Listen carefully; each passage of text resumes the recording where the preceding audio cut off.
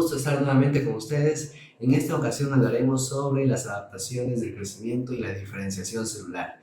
Como se había hablado en el anterior video, las adaptaciones son respuestas funcionales y estructurales ante los cambios de los estados fisiológicos o por algún estímulo patológico. Y estos son cambios reversibles, tanto en el tamaño como hipertrofia, en el número hiperplasia, fenotipo metaplasia, en la actividad metabólica que se manifiesta en forma de acumulaciones intracelulares o calcificaciones patológicas y una alteración reversible en la funcionalidad de las células. Bien, en el caso de la hipertrofia se caracteriza por un incremento en el tamaño de las células y como consecuencia de ello va a haber un incremento en el tamaño del tejido u órgano afectado.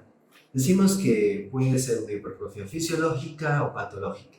En el primer caso, se debe a un aumento de la demanda funcional o aumento de la estimulación hormonal y de factores de crecimiento.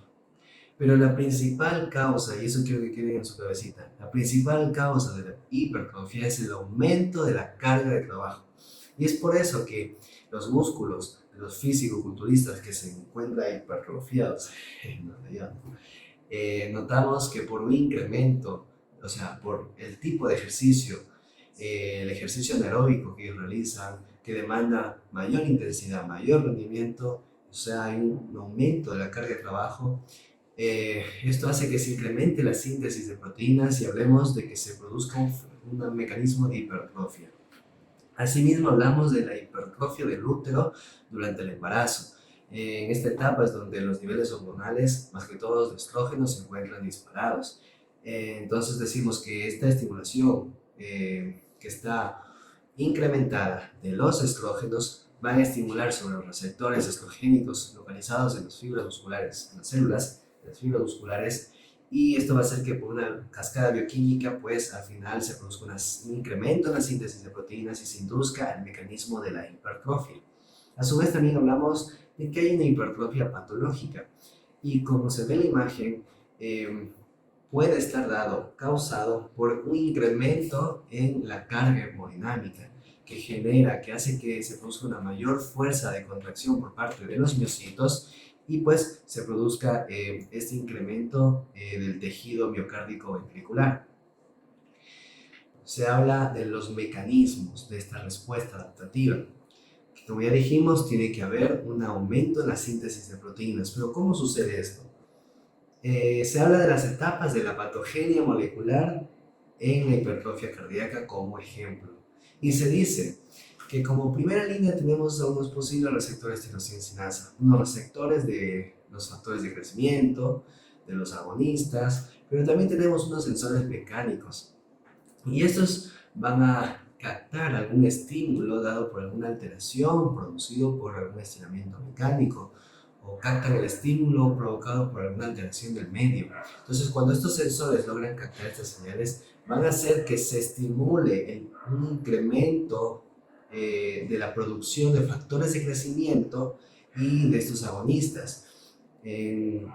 Cuando hablamos de un complejo receptor, ligando receptor, como en este caso se dice del factor de crecimiento insulínico tipo 1 o el factor de crecimiento fibroblástico, o en el caso de los agonistas, de las hormonas alfa-adrenérgicas, de la angiotensina 2, de la endotelina 1, van a ejercer un complejo ligando receptor y que, todos estos trabajan coordinadamente.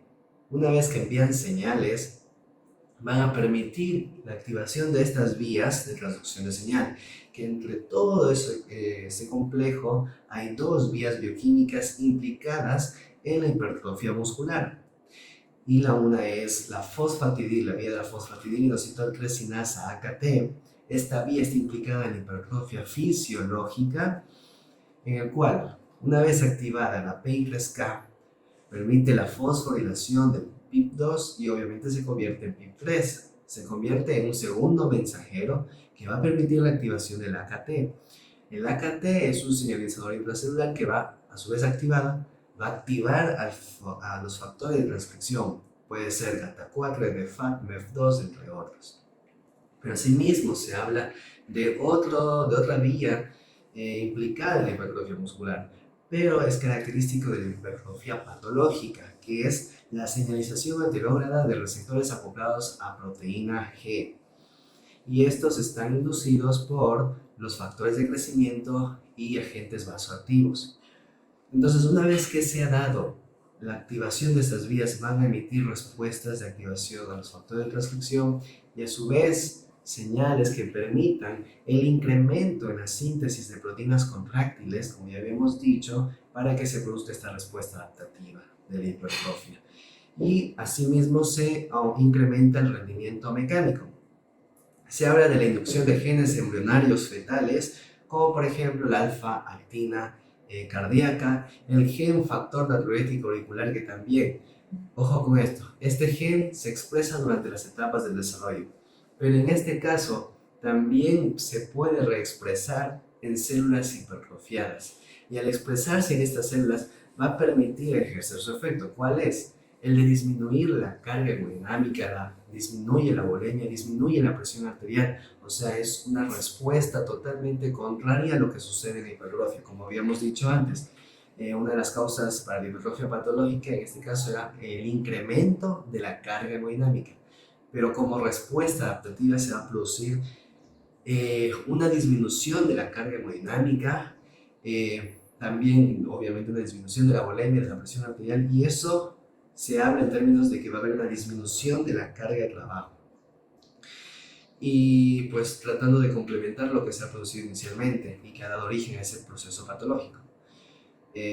O sea, esa respuesta adaptativa patológica. Ya, también se habla de un incremento en la producción de factores de crecimiento, que esto va a permitir que se incremente la estimulación de estos factores. A su vez hay una mayor respuesta generada por parte de este complejo ligando-receptor que va a permitir la activación de vías de transducción de señal, activan factores de transcripción y así es el círculo vicioso. Y sigue así, hasta que cese el estímulo. Bien, entonces, bueno, ahora hablamos de la hiperplasia. La hiperplasia puede ser bien fisiológica o patológica, al igual de la hipertrofia. La hiperplasia se refiere a un incremento en el número de células, aumenta la celularidad. Y en el primer caso, la hiperplasia fisiológica puede darse por una estimulación hormonal o de factores de crecimiento, como consecuencia de que se requiere aumentar la capacidad funcional de un tejido u órgano sensible a hormonas, o como necesidad de un aumento compensatorio de células, como vemos en la regeneración hepática. En esta imagen, el óvulo hepático izquierdo es lo que pues hace falta, pero por factores de crecimiento que se producen en el hígado, permite la regeneración del tejido hepático, de este órgano, y vemos claramente cómo se ha regenerado.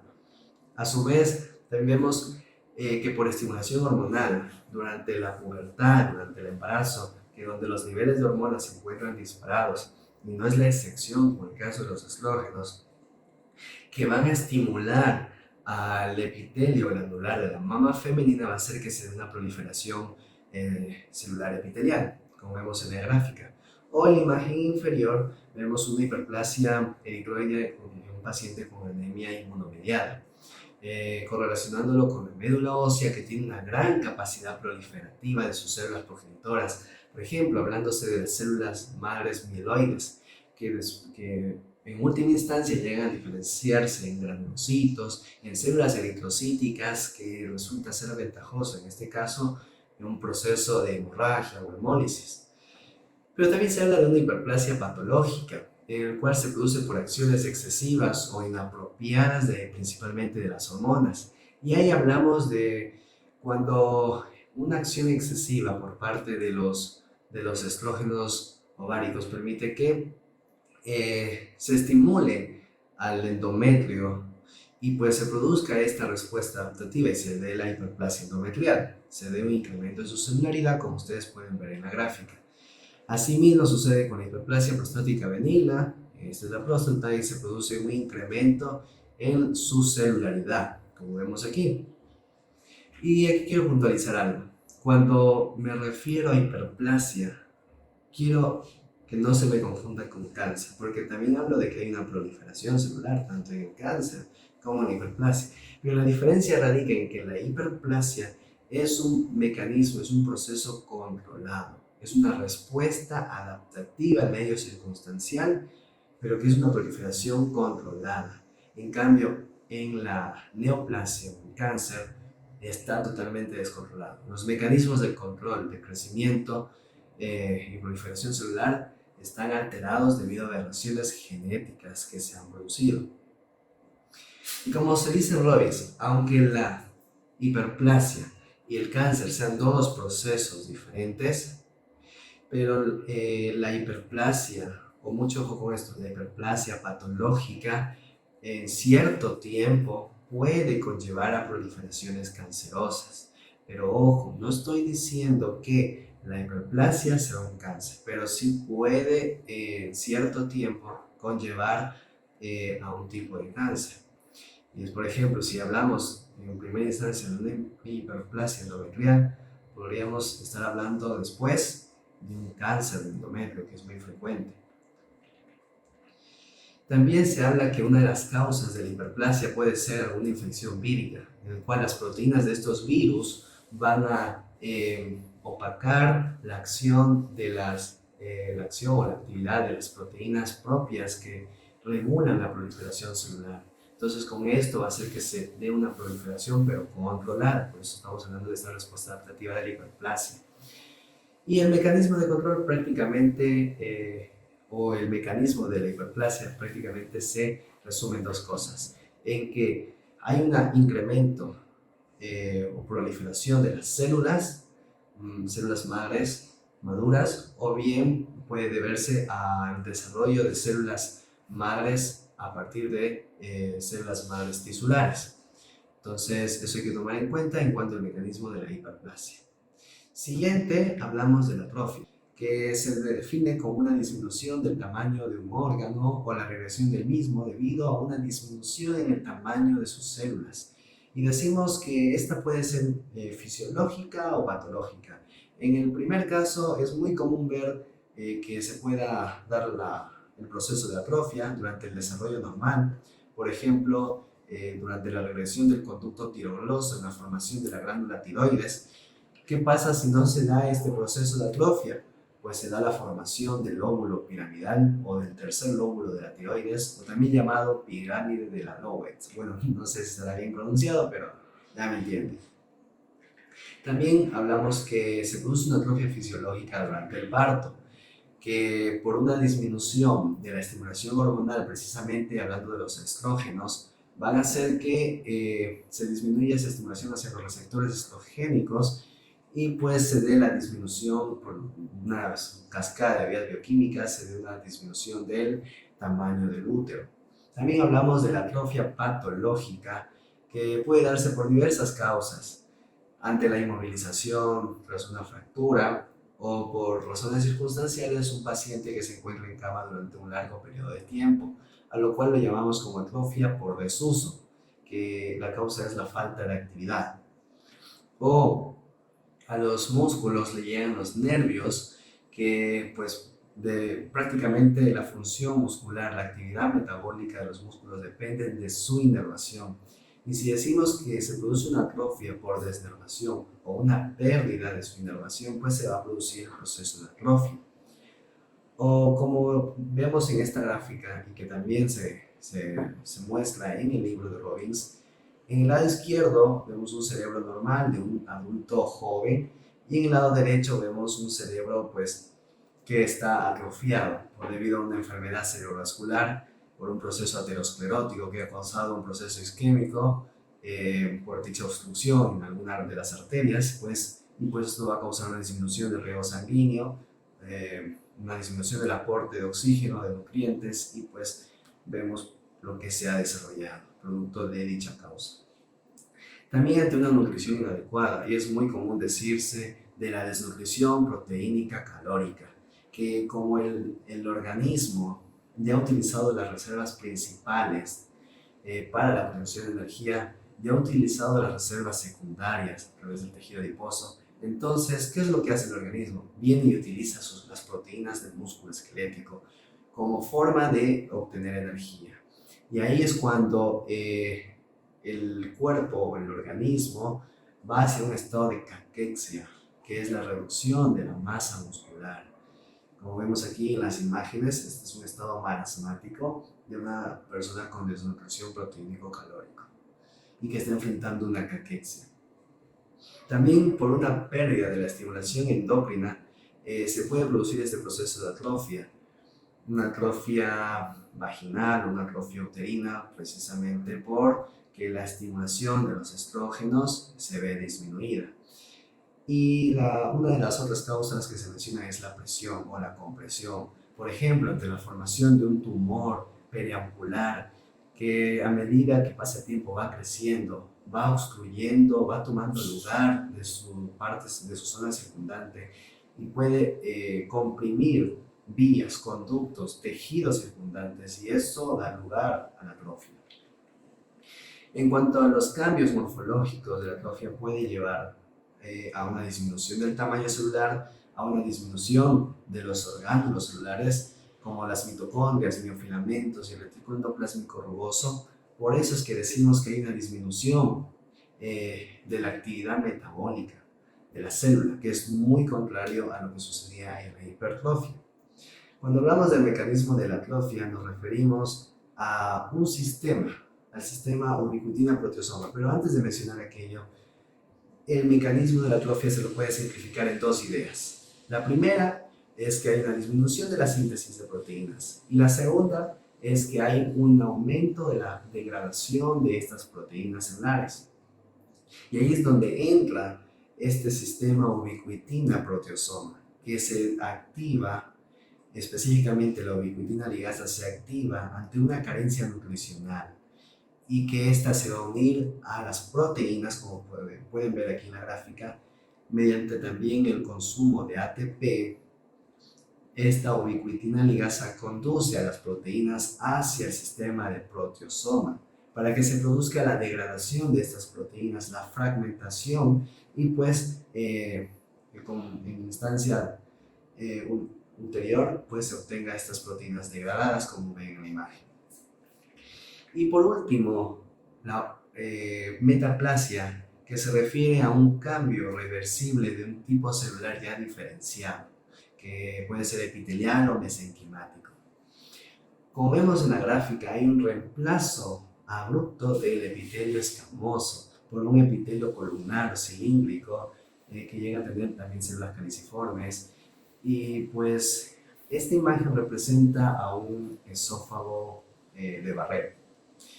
También hablamos de la metaplasia más común, que es la sustitución del epitelio respiratorio, epitelio cilíndrico ciliado con células caliciformes, que se va a reemplazar por un epitelio escamoso, que es mucho más protector, que en este caso puede darse esta sustitución, esta metaplasia debido a alguna irritación crónica. Entonces viene el epitelio escamoso, lo reemplaza porque es mucho más grueso, por decirlo así, que lo protege contra alguna lesión. Pero ojo, esto lo deja vulnerable a infecciones respiratorias y ya vamos a decir el porqué. Pero antes déjeme decirle que también, como se menciona en el libro de Robbins, una disminución de la vitamina A o ácido retinoico puede conllevar a una metaplasia escamosa. Ahora, siguiendo a lo que les decía anteriormente, la metaplasia puede ser considerada como un arma de doble filo, porque mientras se había sustituido por un epitelio, entre comillas, más protector, sí, el epitelio escamoso, pero por otro lado lo deja vulnerable al organismo, a esta persona de enfrentar infecciones. Por ejemplo, aquí vemos que este epitelio tiene cilios, que es una barrera primaria de defensa.